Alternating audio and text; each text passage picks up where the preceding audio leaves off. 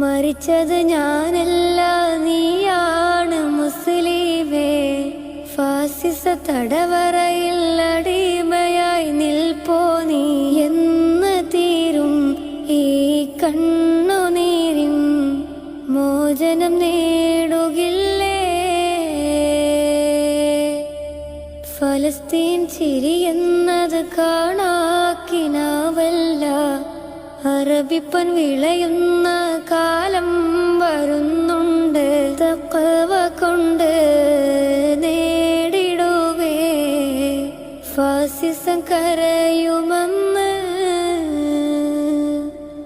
Gaza തെരുവിലെ ചോര കണ്ടേ ഞാനും എഴുതട്ടൊരു കണ്ണീർ കാവ്യം.